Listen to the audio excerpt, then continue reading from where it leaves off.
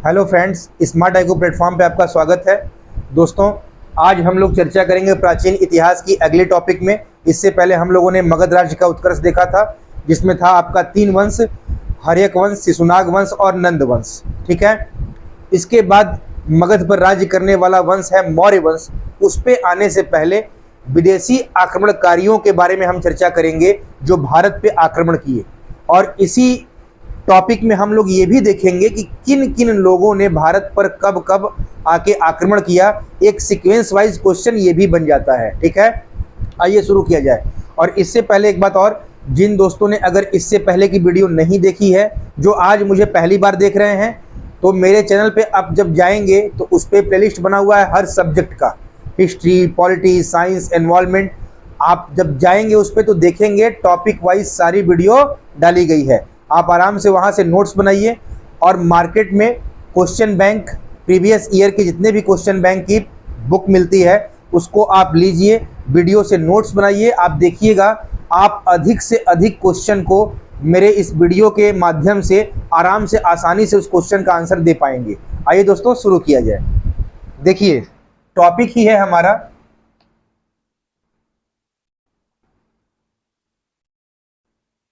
भारत पर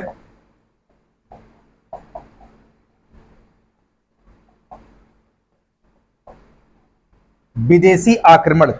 ठीक है, भारत पर जो विदेशी आक्रमण थे वो कौन कौन थे, आइए देखा जाए। ठीक है, तो देखिए, सबसे पहला जो भारत पर आक्रमण हुआ, मैं एक सीक्वेंस में लिखते चलूंगा, ये भी अपने आप में एक क्वेश्चन है। ठीक है, सबसे पहले भारत पर आक्रमण हुआ वो था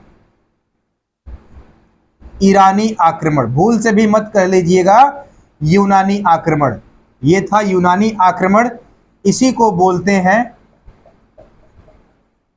पारसिक अटैक या पारसिक आक्रमण, जिसको आप बोलेंगे 6th सेंचुरी BC, 6वीं शताब्दी ईसा पूर्व के समय इनका कालक्रम है। ठीक है, फिर आपके नंबर 2 हैं भारत पर आक्रमण करने वाले ईरानियों के बाद यूनानी आक्रमण, जिसमें आप सिकंदर के बारे में पढ़ते हैं। ठीक है, जिसको कहेंगे आप 6th सेंचुरी BC, ये इनका कार्यकाल है। ठीक, फिर आपके नंबर 3 पे आएंगे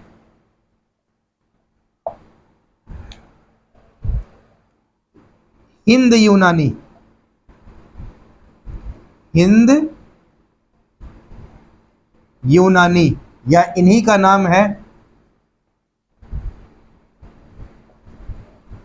हिंद यवन, या इन्हीं को बोलते हैं इंडो ग्रीक। ठीक है, मैं आपको इनका भी अंतर समझाऊंगा कि यूनानी और हिंद यूनानी में क्या अंतर है। पहले सीक्वेंस देख लीजिए, भारत पर जितने विदेशी आक्रमणकारी थे वो कौन कौन आक्रमण करते गए, ये इनका क्रम है। सबसे पहले ईरानी, यूनानी, फिर हिंद यूनानी, उसके बाद इसके बाद आए हिंद यूनानियों के बाद शक, जो भारत में अपने को क्षत्रप कहते थे। फिर आए पहलव, इन्हीं को बोलते हैं पार्थियन। सब पे क्लास भी चलेगी, एकदम निश्चिंत रहिएगा। जितना भी मैं लिख रहा हूं आक्रमणकारियों का क्रम, ये सभी पे क्लास चलेगी। और आज हम लोग इस वीडियो में सबसे पहले ईरानी आक्रमण को कवर करेंगे। ठीक है, बहुत इंपॉर्टेंट टॉपिक है, यहां से बहुत ज्यादा क्वेश्चन आते हैं एग्जाम में। आइए आगे बढ़ा जाए। फिर है 6वां पहलव के बाद कुषाण, जिससे आप लोग परिचित होंगे। जो सबसे प्रतापी राजा था आपका कुषाण वंश का, कनिष्क। ठीक है, वही कनिष्क जिसके समय में 4थी बौद्ध संगति का आयोजन किया गया था। फिर है कुषाणों के बाद हुण,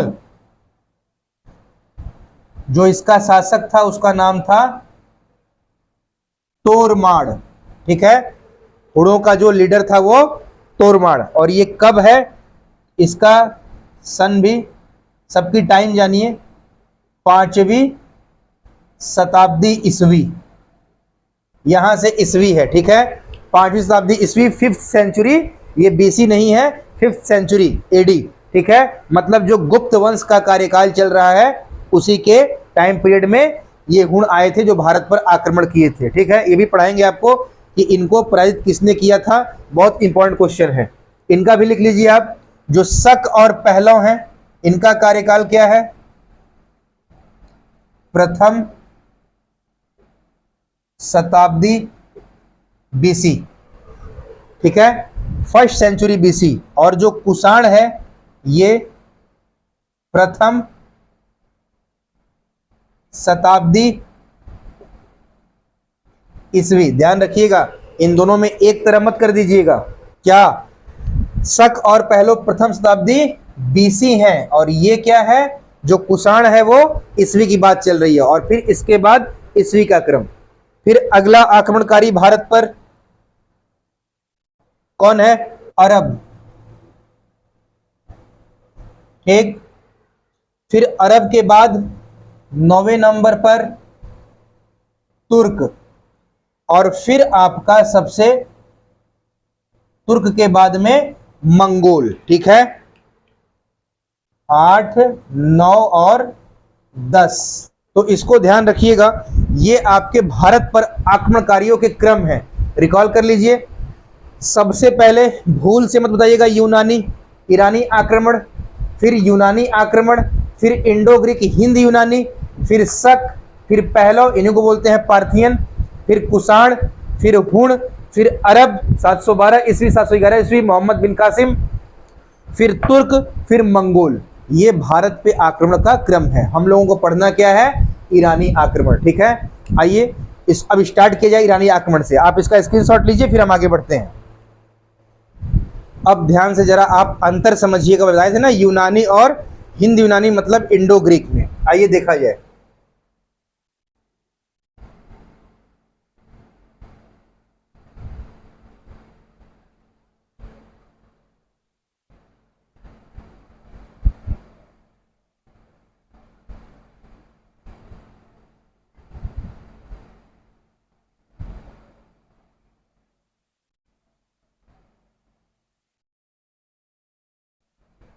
ये इंडिया, ठीक है। और ये आपका जो था उस समय भी भारत क्या था? पूरा आर्यावर्त ही था, क्योंकि पाकिस्तान और अफगानिस्तान का जन्म तो 47 के बाद हुआ, 1947। तो जो आप ये देख रहे हैं यहाँ से यहाँ तक, इसे हम बोलते थे पश्चिमोत्तर भारत। ध्यान से समझिएगा, ये क्या था? पश्चिमोत्तर भारत, ठीक है। और जो यूनानी थे, हम लोगों को यह समझना है यूनानी और इंडो ग्रीक में अंतर। फिर मैं टॉपिक पे आऊंगा इस पे ईरानी आक्रमण। पहले इस बात को समझ लीजिए, बात चली है तो। एक है यूनानी और दूसरा है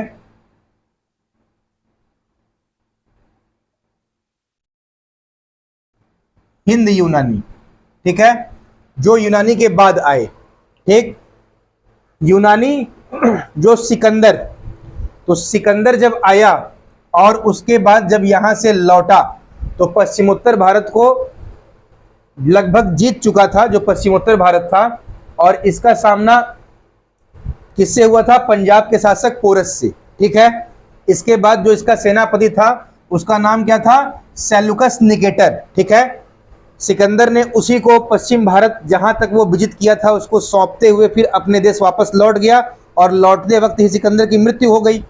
तो जो यूनानियों के वंशज इस क्षेत्र में रह गए, जो ये पश्चिमोत्तर भारत था, ठीक है, ये पूरा, तो ये जो यहाँ पे रह गए, और आप जानते हैं कि सेल्यूकस निकेटर की बेटी हेलेना से ही चंद्रगुप्त मौर्य की शादी भी हुई थी। तो जो यहाँ ये वंशज रहे, तो ये तो थे मूल रूप से क्या? यूनानी, और थे किस क्षेत्र में? तो हिंद। इसीलिए इनको क्या कहा गया? हिंद यूनानी। अब समझे ये हिंद यवन या हिंद यूनानी या इंडो ग्रीक वर्ड किस लिए आया? ये इसी कारण आया क्योंकि थे तो यूनानियों के ही वंशज और रहते थे हिंद क्षेत्र में, इसलिए हिंद यूनानी। और इन्होंने ही भारत पर आक्रमण किया, जिसमें आप पढ़ते हैं कि इंडो ग्रीक का पहला शासक डेमेट्रियस, जिसने भारत पर आक्रमण किया था। ठीक है, तो आइए भी हम लोग शुरू किया जाए ईरानी आक्रमण को।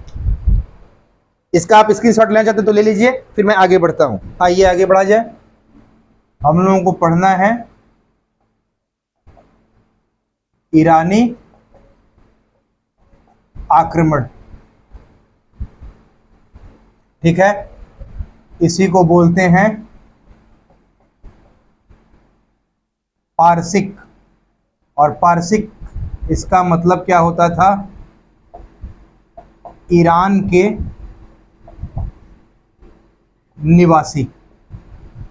ठीक है, ईरान के निवासी जो थे वो पारसिक कहलाते थे।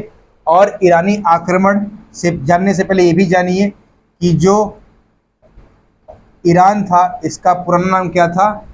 इसी का पुराना नाम पर्सिया था, इसी को बोलते थे पर्सियन। ठीक है, तो हमारे भारत पर पहला आक्रमण ईरानियों का हुआ। अब इंडिया के मैप को जरा देख लीजिए। ये भारत में जो घुसे हैं तो कहाँ से एंट्री हुई है इनकी?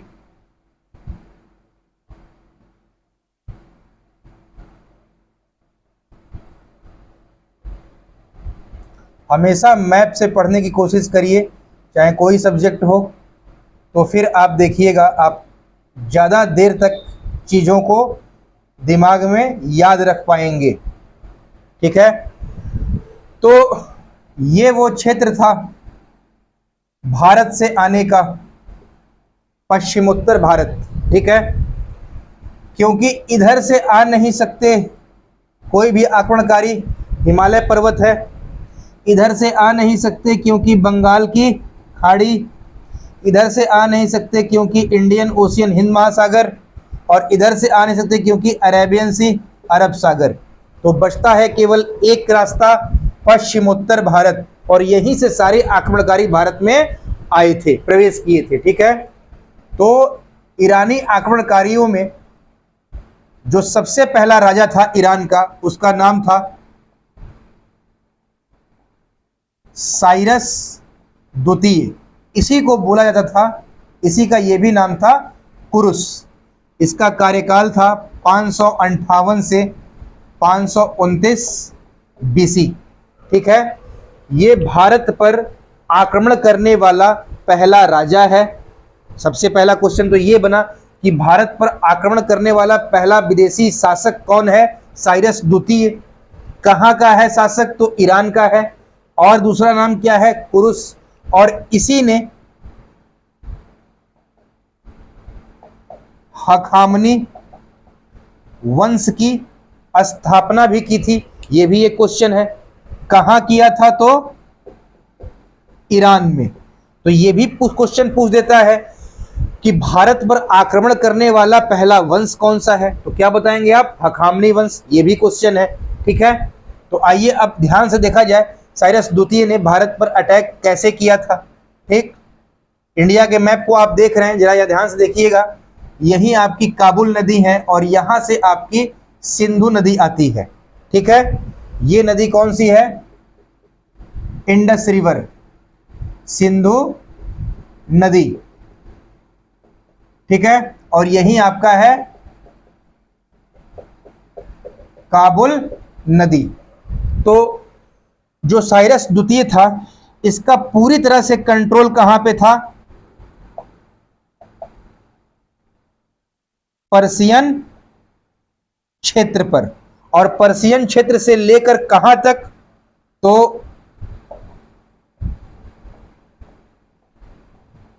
कैस्पियन सी या कैस्पियन सागर तक। ध्यान रखिएगा, कैस्पियन सागर तक इसका कंट्रोल रहा था। ठीक है, पर्शियन क्षेत्र से लेकर कैस्पियन सागर तक इसका नियंत्रण था। तो अब ध्यान से जरा देखिएगा। ठीक है, ये तो बात समझ रहे हैं कि पर्शियन क्षेत्र से लेकर कैस्पियन सागर तक इसका नियंत्रण है। ठीक, और साइरस द्वितीय कहां शासन कर रहा है? ईरान पर। अब इसको भारत में प्रवेश करना है। तो जरा यहां मैप को देखिए। जो ये वाला प्रांत है इसको बोला जाता है बलूचिस्तान। ठीक है, और पहले उस समय में इस प्रांत को बोला जाता था जेड्रोसिया रीजन, ठीक है।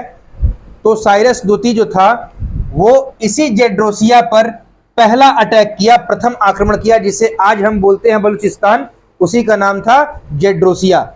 उसने सबसे पहला आक्रमण जो किया जेड्रोसिया पर किया, लेकिन भारत के लोगों ने इसका बहुत कड़ा विरोध किया और इतना तगड़ा विरोध था कि इनको सैनिक तो इनके मारे भी गए, भागे भी, और अंत में क्या हुआ कि केवल 7 सैनिकों के साथ साइरस द्वितीय अपनी जान बचाकर भाग पाया। कहां? वापस ईरान, ठीक है। केवल 7 सैनिक ही इनके साथ बचे और ये अपनी जान बचा के भागे भाई साहब, कहां पे? ईरान में। तो इधर से तो अब ये घुसे थे, आक्रमण किए थे, देख लिए। अब ये दूसरा रास्ता तय किए, पानी का रास्ता, जो काबुल नदी क्षेत्र है और इधर से सिंधु नदी का क्षेत्र है, ठीक है। आइए देखा जाए अब। और हाँ, उससे पहले ये भी जान जाइए कि जो ये 7 सैनिकों को इनके साथ बचे, अपनी जान बचाकर भागे और जेड्रोसिया पर पहला अटैक किए, मतलब बलूचिस्तान पर, इसकी जानकारी हमको 2 इतिहासकार देते हैं। एक हैं स्ट्रैबो और दूसरे हैं एरियन। एक स्ट्रैबो, दूसरे एरियन। ये बताते हैं दोनों जाने इतिहासकार कि साइरस द्वितीय ने जेड्रोसिया या बलूचिस्तान पर प्रथम आक्रमण किया था, ठीक है। अब क्या हुआ जो बताया आपको, पानी के रास्ते। तो साइरस द्वितीय जो था, साइरस सेकंड, अब ये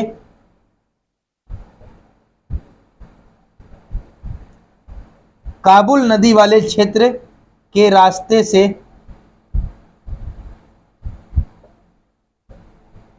पश्चिमोत्तर भारत में प्रवेश करता है, ठीक है। और आप यहां देखिए, जो काबुल नदी और सिंधु नदी, मतलब ये गांधार तक का जो क्षेत्र था, ठीक है। और ये भी ध्यान रखिएगा, सिंधु नदी का केवल उत्तरी क्षेत्र, दक्षिणी पे ये अधिकार नहीं कर पाया था। तो उत्तरी, सिंधु नदी के उत्तरी क्षेत्र और काबुल नदी वाले क्षेत्र पर जो गांधार का क्षेत्र था, वहां तक इसका पूरा अधिकार क्षेत्र हो गया, ठीक है। मतलब वहां पर इसने अधिकार कर लिया, गांधार का क्षेत्र, जो काबुल नदी और सिंधु नदी का जो उत्तर वाला क्षेत्र था वहां पर, ठीक। उसके बाद हुआ क्या, जो बताए ना आपको कि ये क्या किया था, पर्सिया क्षेत्र से कैस्पियन सागर तक इसका नियंत्रण था। फिर क्या हुआ कि साइरस द्वितीय, जो साइरस सेकंड थे भाई साहब, इन्हीं के समय में कैस्पियन सागर के क्षेत्रों में क्या हुआ, विद्रोह हुआ, ठीक है। और ये वहीं चले गए विद्रोह को दबाने के लिए। कैस्पियन सागर का जो विद्रोह हुआ था उसके क्षेत्र में, वहां ये चले गए और वहां पे एक जाति निवास करती थी इस कैस्पियन सागर वाले रीजन पे, जिसका नाम था डर्बोइक जाति। ध्यान रखिएगा, बड़ा इंपॉर्टेंट है। जाति का नाम क्या है? जो कैस्पियन सागर में एक जाति निवास करती थी, डर्बोइक जाति, ठीक है। ये भी एक क्वेश्चन रहेगा कि किस जाति से इसकी लड़ाई हुई या सामना हुआ साइरस द्वितीय का, तो कैस्पियन सागर में रहने वाली डर्बोइक जाति से। और फिर क्या हुआ, डर्बोइक जाति से लड़ते हुए ही 529 ईसा पूर्व में साइरस द्वितीय की मृत्यु हो गई। तो इतनी बात तो आप समझ पाए, एक बार रिकॉल कर लिया जाए। साइरस द्वितीय, जिनका नाम कुरुस भी था, 558 से 529 में से जिनका कार्यकाल था, ईरान के शासक थे। ईरान को ही पर्सिया बोलते थे। इसी ईरान से ईरानी वर्ड आया, ईरानी लोग हैं। पारसिक, ईरान के निवासियों को पारसिक बोलते थे। साइरस द्वितीय ने हखामनी वंश की स्थापना किया, कहाँ पे? ईरान में। उसके बाद पर्शियन क्षेत्र से लेके कैस्पियन सागर तक के क्षेत्र पर इनका नियंत्रण था। इन्होंने सबसे पहली बार भारत पर आक्रमण किया, जेड्रोसिया, जिसको कहते हैं बलूचिस्तान। इसकी जानकारी हमें स्ट्रैबो और एरियन नामक 2 इतिहासकार देते हैं कि पहला अटैक साइरस द्वितीय ने, जो ईरानी विदेशी आक्रमणकारी थे, उन्होंने पश्चिमोत्तर भारत पे, जेड्रोसिया मतलब बलूचिस्तान पे किया था। उसके बाद साइरस द्वितीय यहाँ से बहुत बुरी तरह पराजित हुए, इनकी सेना पूरी भाग गई, 7 सैनिक ही इनके साथ बचे और इन्हीं के साथ अपनी जान बचाकर ये वापस ईरान भागे। दूसरी बार इन्होंने काबुल के रास्ते, पानी के रास्ते प्रवेश किया और फिर क्या हुआ कि वहां से प्रवेश करने के बाद इन्होंने सिंधु नदी, काबुल नदी मतलब गांधार का क्षेत्र और सिंधु नदी का उत्तरी क्षेत्र, इस पर पूरी तरह से अपना अधिकार कर लिया। और फिर इन्हीं के समय में कैस्पियन सागर के क्षेत्रों में विद्रोह हुआ, जिसको दबाने के लिए जब गए तो कैस्पियन सागर में एक जाति निवास करती थी डरबोइक, जिससे इनका सामना हुआ, लड़ाई हुई और इसी में ये लड़ते हुए इनकी मृत्यु हो गई 529 बीसी में। ठीक है, आप इसका स्क्रीनशॉट लीजिए, फिर हम आगे इनके वंशज पे आते हैं। आइए अब आगे बढ़ते हैं। अब फिर देखा जाए, देखिएगा मैप का तो रहना साथ में बहुत जरूरी है, तभी बातें क्लियर हो पाती हैं।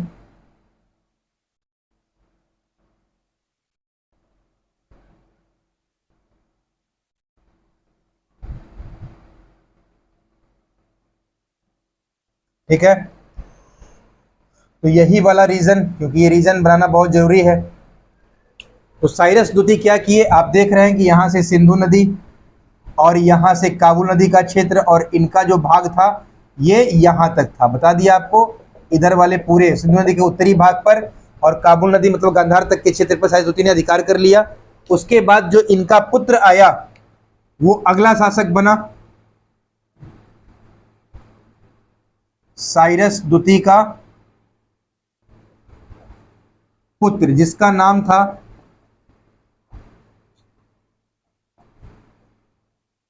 कैम्बिसीज। ये अगला शासक था जो साइरस द्वितीय का पुत्र था, ईरान का अगला हखामनी वंश का अगला शासक कैम्बिसीज। और इसका कार्यकाल लिख लीजिएगा 529 से 522 बीसी। ठीक है, और इनके समय में क्या हुआ कि ये कुछ नहीं कर पाए। जो इनका कार्यकाल था 29 से लेके 22 तक का, ये इस कार्यकाल में अपने ही घर के युद्ध में मतलब गृह युद्ध में ही उलझे रह गए और इसी क्षेत्र तक सीमित रह गए, ये आगे बढ़ ही नहीं पाए। अब इनका उत्तराधिकारी जो आया उसको कहते हैं कि भारत पर जो सफल आक्रमण किया। एक बहुत अच्छा क्वेश्चन है, ये हर एग्जाम में पूछता है कि भारत पर ईरानियों द्वारा किया गया सफल आक्रमण किस शासक का था, तो उसमें से कौन थे, दारा प्रथम, ठीक है, या डेरियस प्रथम। ठीक, आइए अब शासक कौन बन रहा है कैम्बिसीज के बाद, दारा प्रथम या इसी का नाम है डेरियस प्रथम। और इनका कार्यकाल लिख लीजिए 522 से 486 बीसी। ठीक है, तो दारा प्रथम या डेरियस प्रथम अगले शासक बने। और इसने भी क्या किया, दारा प्रथम ने भी भारत की तरफ रुख किया कि हम भी भारत पर अब चले। ठीक है, और जब इसने आक्रमण किया तो लिखिएगा दारा प्रथम ने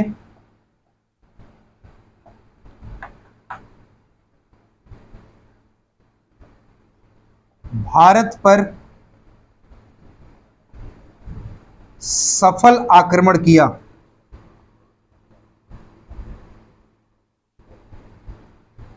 सफल आक्रमण क्या था भाई, जो सिंधु नदी का ये पूरा क्षेत्र था, अब ये नॉर्थ साउथ मतलब पूरा कहिए, इसने सिंधु नदी के पूरे क्षेत्र पर, सिंधु नदी के पश्चिम वाला जो पूरा क्षेत्र था उस पे पूरी तरह से अधिकार कर लिया। तो लिख लीजिए सिंधु नदी के सारे क्षेत्रों पर, ऑल रीजन्स, कंट्रोल किया, नियंत्रण स्थापित कर लिया। सिंधु नदी के सारे क्षेत्रों पर क्या किया, नियंत्रण स्थापित कर लिया। ठीक है, मतलब अफगानिस्तान और पाकिस्तान पर, समझ गए, जो अफगानिस्तान और पाकिस्तान तक का पूरा क्षेत्र था उस पर पूरी तरह से नियंत्रण अधिकार किसने स्थापित किया? तो वो था दारा प्रथम। ठीक है, इसीलिए क्वेश्चन यहां से आता है कि भारत पर सफल आक्रमण किसने किया हखामनी वंश या ईरानी आक्रमणकारियों में? तो दारा प्रथम थे। आइए अब आगे देखिए क्या, तो जो दारा प्रथम था इसने भारत में शिलालेख लगवाए। इसको ध्यान रखिएगा, भारत में शिलालेख लगवाए, और जो इस शिलालेख की लिपि थी, स्क्रिप्ट, वो कौन सी थी? आर्मेयिक लिपि। और आप देखते हैं कि सम्राट अशोक के भी जितने अभिलेख मिले हैं उसमें आर्मेयिक लिपि के भी अभिलेख हैं और खरोष्टी लिपि के, क्योंकि इसी आर्मेयिक लिपि से एक नई लिपि का जन्म हुआ जिसको बोलते हैं खरोष्टी लिपि। इसी का जन्म हुआ आर्मेयिक लिपि से। तो दारा प्रथम ने भारत में शिलालेख लगवाए, इसकी लिपि आर्मेयिक लिपि थी और इसी आर्मेयिक लिपि से खरोष्टी लिपि का जन्म हुआ। और जो उसके शिलालेख थे उसमें 3 शिलालेख बहुत प्रसिद्ध थे दारा प्रथम के। आइए इसका स्क्रीनशॉट लीजिए, फिर मैं आगे बढ़ता हूं। तो आइए देखा जाए कि इसके वो 3 शिलालेख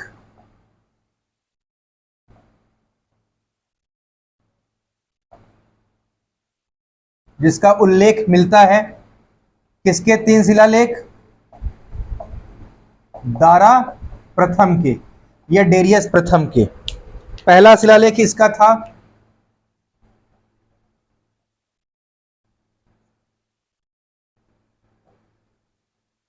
बेहिस्तून, दूसरा था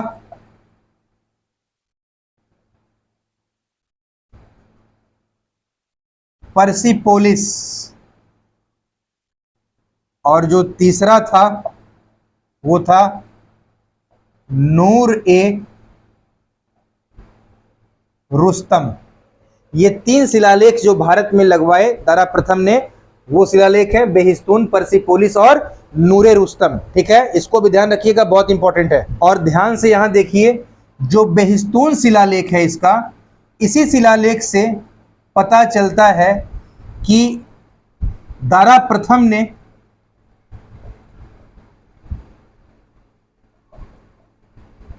पश्चिमोत्तर भारत को जीता था और इसे ईरान का 20वां प्रांत बनाया। उस समय ईरान में पूरे 23 प्रांत थे, जिसमें से बेहिस्तून शिलालेख से पता चलता है कि पश्चिमोत्तर भारत को जीता दारा प्रथम ने, और इस पश्चिमोत्तर भारत को जीत के ईरान का 20वां प्रांत बनाया, जहां से 360 टैलेंट सोना या स्वर्ण की प्राप्ति होती थी।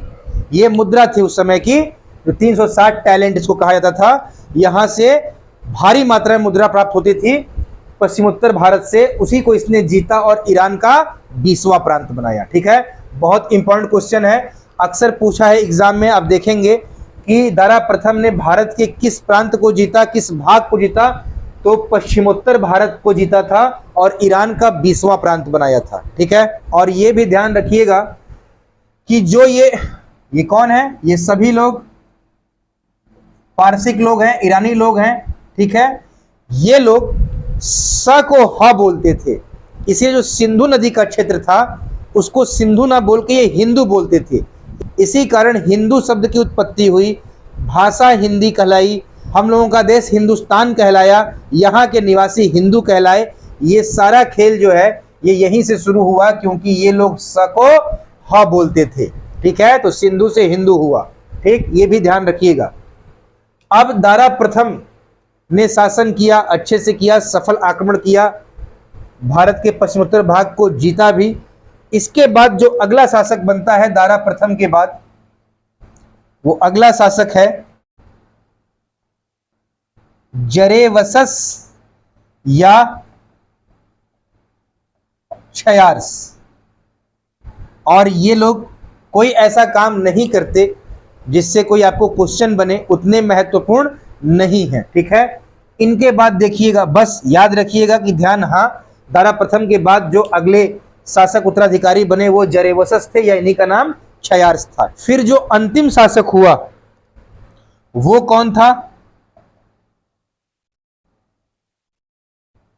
दारा तृतीय। और इसका जो कार्यकाल था वो क्या था? 360 से 330 बीसी। ध्यान रखिएगा, अंतिम जो आए हैं दारा तृतीय, इनका कार्यकाल 360 से 330 बीसी। और इसी के समय क्या हुआ? यूनानियों का आक्रमण हुआ। और खास तौर से यूनानियों में कौन थे? यूनानियों का आक्रमण मतलब सिकंदर का आक्रमण। ये बहुत इंपॉर्टेंट है, इसलिए इसको ध्यान रखिएगा।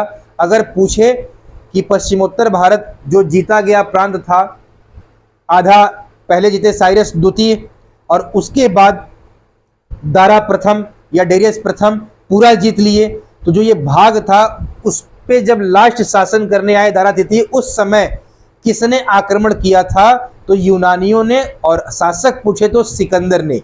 अब सिकंदर और दारा तृतीय आमने सामने, और जो इनकी लड़ाई है, युद्ध है, वो बहुत इंपॉर्टेंट है। आइए देखा जाए। अब एक तरफ यूनानी शासक,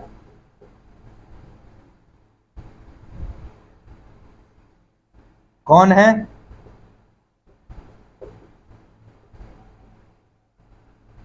सिकंदर, ठीक है। और दूसरी तरफ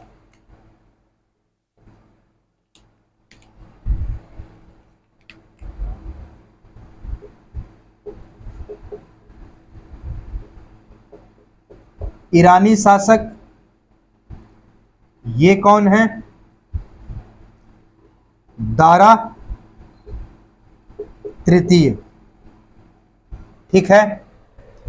और इन दोनों लोगों के बीच जो युद्ध हुआ उसे कहते हैं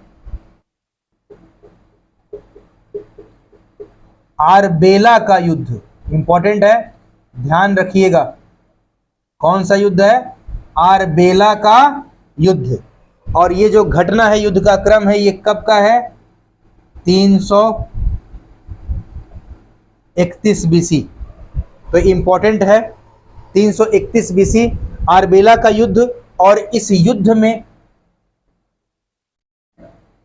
दारा तृतीय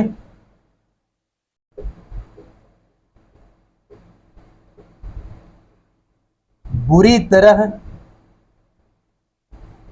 पराजित हुए और सिकंदर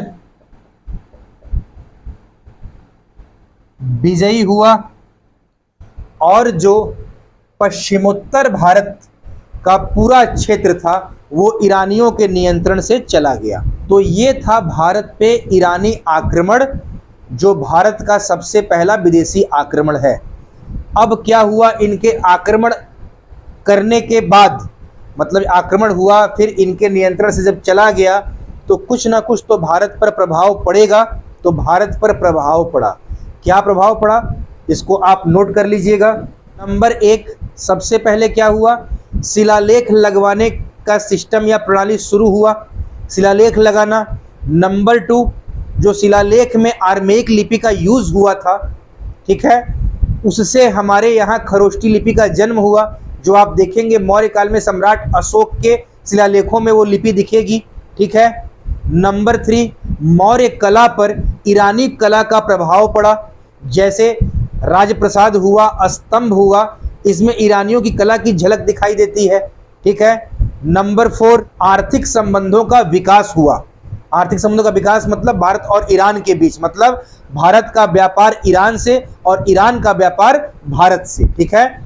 तो ये हमारा चैप्टर था, जो था भारत पर विदेशी आक्रमण, मौर्य पूर्व भारत पर विदेशी आक्रमण, जिसमें सबसे पहला ईरानी आक्रमण। ठीक है दोस्तों, इसको आप मन से पढ़िएगा, 2 बार देखेंगे, देखिएगा, फिर यहां से एक भी क्वेश्चन आपका बाहर नहीं जाएगा। फिर हम जल्द ही मिलते हैं आपको अपने नेक्स्ट वीडियो में, जो हमारा होगा यूनानी आक्रमण, जिसमें हम सिकंदर के बारे में पढ़ेंगे। और जितना मैंने आक्रमण लिखवाया है सब पे क्लास चलेगी। आप इस वीडियो को मन से देखिए, कमेंट करिए, जो समझ में आए वो भी क्वेश्चन पूछिए कमेंट बॉक्स में, लाइक करिए, वीडियो को अधिक से अधिक फॉरवर्ड करिए। ठीक है दोस्तों, फिर मिलते हैं हम जल्द ही। Thank you so much.